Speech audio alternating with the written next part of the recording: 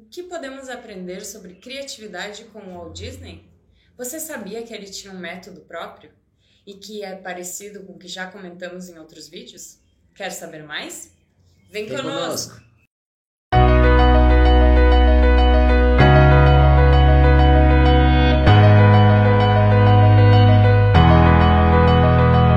Oi, aqui é o Ítalo. E aqui é a Ciane. E nós somos o grupo Transversos, especialistas em arte aplicada na gestão de pessoas. Nós pesquisamos criatividade e inovação para o desenvolvimento humano. Você sabia que as capacidades criativas são fundamentais para o crescimento econômico e o convívio interpessoal? No futuro, várias das profissões que existem desaparecerão. Isso significa que precisaremos nos adaptar com novas tendências. Além disso, na vida coletiva, somos expostos a uma série de problemas que dificultam o nosso bem-estar. Por essa razão, precisamos desenvolver habilidades que possam nos permitir expandir nosso alcance e eficácia de ação.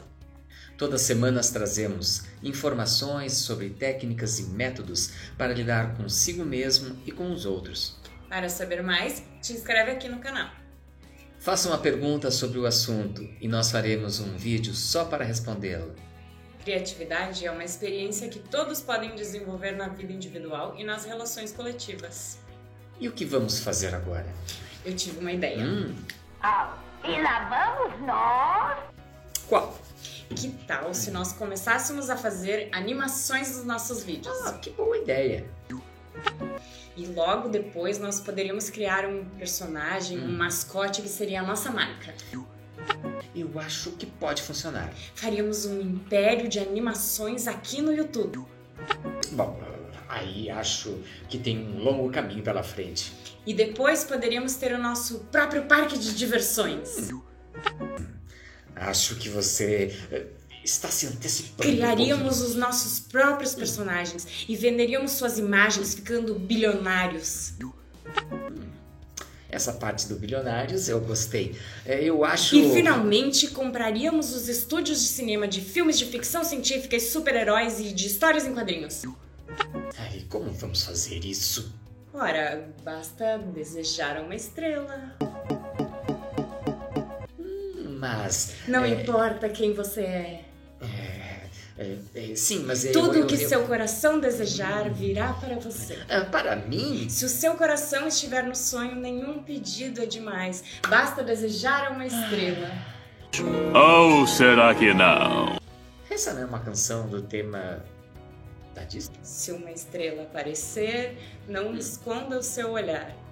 Dê a ela uma chance de brilhar. Agora lembrou a Lucinha Lins. É importante estar atento ao brilho de uma estrela e aproveitar todas as oportunidades, se for possível. Essa foi mais uma das nossas brincadeiras pedagógicas. Com a canção do Pinóquio, fico impressionado como o nosso humor é educativo. Queremos falar hoje do que podemos aprender com a trajetória de Walt Disney para o processo criativo. Pelo visto, basta desejar que as coisas acontecem. Se eu soubesse que era tão fácil, já ia direto para Hollywood. É mesmo, é? Por isso foi uma brincadeira. Não estamos dizendo que basta imitar o Disney para ter o mesmo sucesso que ele. E para que serve saber sobre as experiências de outras pessoas então? Ora, esse é o aprendizado com a nossa história. As coisas não acontecem exatamente como no passado, mas a partir delas refletimos sobre o que vivenciamos no presente.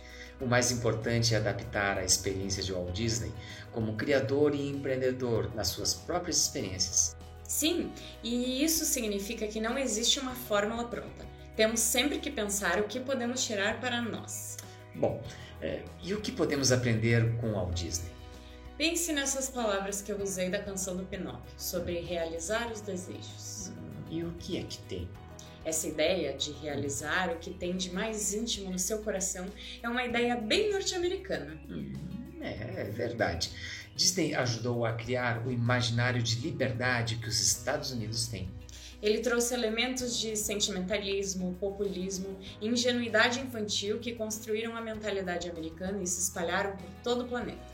Ele simplificou as relações sociais ao unir bondade e vontade. Um discurso de boas intenções e um querer transformar a realidade. E isso deve ser visto em todas as suas dimensões. Não estamos julgando se Disney foi um cara bacana por ter feito isso. Acreditamos que a nostalgia e patriotismo de suas obras ajudaram a dar uma unidade à identidade norte-americana. E isso também alimentou atividades imperialistas e preconceitos estruturais dentro e fora do país. O mais importante é perceber que ele foi capaz de gerar uma visão de mundo única. Ele conseguiu aglutinar pessoas em torno de uma percepção, e isso foi um trabalho criativo. E como foi que ele desenvolveu isso? Disney trabalhou com contradições. Ele uniu elementos opostos para a construção de novas realidades. Saudosismo e futurismo. Tradição e iconoclastia. Individualidade e comunidade. O rural e o urbano. O conservador e o liberal. Isso fica aparente em seus desenhos animados. Um amor pelas artes, na mesma medida que estava aberto para as transformações tecnológicas. Ele foi um desenhista que percebeu logo de início que a exibição cinematográfica tinha vindo para ficar. Por isso, alugou a garagem dos seus pais e fez seu primeiro estúdio de animação. E não pense que ele fez um sucesso logo de cara. Muitos de seus projetos iniciais tinham que ser engavetados. Uns tantos outros geraram prejuízo e ele se endividava frequentemente. No entanto, ele nunca desistiu de sua visão. E ele foi sempre original? Esse é um assunto interessante. Para começo de conversa, ele se inspirou muito nas histórias dos irmãos Grimm. Seus principais filmes eram versões dos contos de fadas, mais glamourosos e socialmente adaptados à época. E com o passar do tempo, Disney também reciclava quadros de desenho para poupar trabalho. É só comparar certos movimentos de personagens em 101 Dálmatas e A Espada era a Lei. E isso só para citar alguns desenhos da época em que Walt Disney ainda estava vivo. Esse procedimento aumentou muito mais com os desenhos posteriores, principalmente com Robin Hood de 1973. O próprio camundongo Mickey teria surgido de uma admiração por outro artista, Clifton Mickey. Ele era reconhecido pelos seus desenhos de animais. Isso motivou Disney a investir em um pequeno roedor como seu símbolo. Isso diminui a qualidade do trabalho de Disney? Isso mostra seu caráter industrial e comercial, mas não afasta as conquistas que teve ao criar longas de animação únicos. Sim, sua Branca de Neve e os Sete Anões foi uma verdadeira revolução estética em 1937. Ele mostrou que se poderia fazer sucesso com longas animados em uma época em que desenhos eram apenas em formatos curtos. Ele usou desenhos com movimentos realistas, efeitos com múltiplas câmeras e som surround. Ele iniciou uma era de ouro de animações com grandes obras artísticas. Poderíamos citar Pinóquio, Fantasia, Dumbo e Bambi.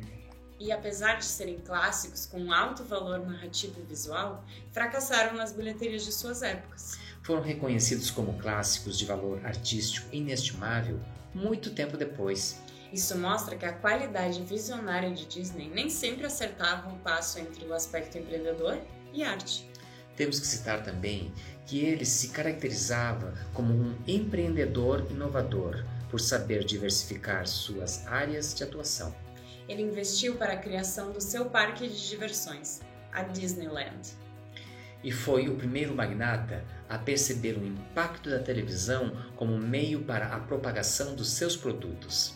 Disney tinha uma atitude resoluta, sempre lutando para expressar suas ideias. Da mesma maneira, seu interesse pelas coisas mais diversas não era superficial. Duas atitudes necessárias para o trabalho criativo. E o trabalho com a equipe de criação? Como será que era? Bem, segundo Robert Dilts, em seu livro Estratégias de Gênios, temos uma noção de como foi esse procedimento de trabalho. Basicamente, Disney criou um processo próprio para a criação em fases. Ele precisava transformar fantasias variadas em ações concretas. Isso exigia explorar diferentes posições de percepção. Seus animadores diziam que, para isso, Walt Disney não era um, mas pelo menos 3. Ele poderia ir para uma reunião como o sonhador, que não tinha nenhuma preocupação, senão ficar apenas imaginando. Outra persona de Disney era o realista. Ele se ocupava de pensar na concretização daquilo que imaginou. Ainda existia o Disney Spoiler. Ele contava tudo do projeto antes de acontecer? Não era spoiler por estragar a expectativa. Era spoiler por criticar o projeto com julgamentos. Isso não lembra algo que falamos aqui no canal? Exatamente. Nossos personagens criativos. Disney tinha sua própria versão deles. Quando o Disney precisava ter ideias, ele ficava em seu mundo próprio, em um estado de meditação profunda. Assim poderia acessar seu aspecto explorador e artista. Ele pensava que o desafio do animador estava em captar a ação e o movimento que se quer despertar. Não pensava em simplesmente copiar a realidade, mas interpretá-la.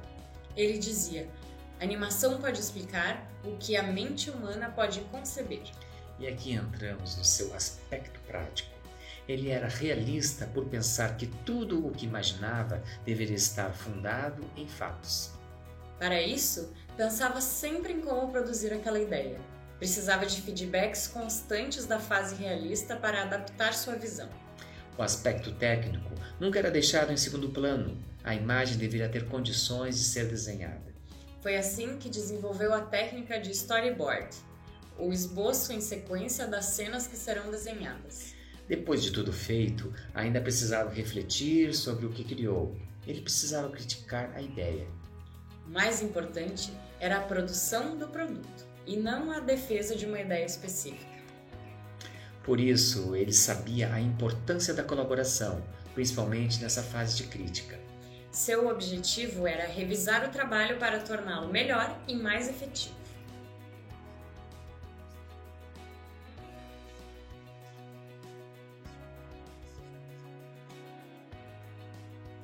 Produzir um filme custa dinheiro. Trata-se de um investimento. Desse modo, era preciso uma visão crítica para lidar com aquilo que se vai apresentar. Uma história interessante aconteceu com seu brinquedo do parque, Os Piratas do Caribe. Disney percebeu que tinha algo errado, mas não sabia o que era. Então perguntou para todos os funcionários. Até que um faxineiro comentou que não conseguia acreditar em uma noite de verão iluminada por lâmpadas tão visíveis. Disney mandou estudar como eram os vagalumes para criar luminárias específicas para o brinquedo, que é um sucesso até hoje. E agora vamos para a nossa dancinha da dica criativa. Dancinha criativa. Dancinha criativa. Para você fazer como Disney, pesquise vários assuntos e invista em diferentes setores de ação. Aprenda com o seu método. Separe o seu sonhador, o seu realista e o seu crítico para produzir o seu trabalho. Um meio interessante para fazer isso é com o Miro, uma plataforma de lousa que pode ser usada para simplesmente lançar ideias. Depois, passe para o planejamento e reflexão. Deixaremos o link na descrição. E agora chegou o momento de você ser legal como o Mickey e se inscrever no canal. Seja generoso como as princesas da Disney e compartilhe esse vídeo com seus amigos. Seja divertido como o Pateta e deixe um like, ou mal-humorado como o Donald e deixe um dislike. O que foi, Sim? Eu tô aqui imaginando um final bem fabuloso para o nosso vídeo. Eu espero que se realize. Se você for atrás do sonho, com certeza alcançará.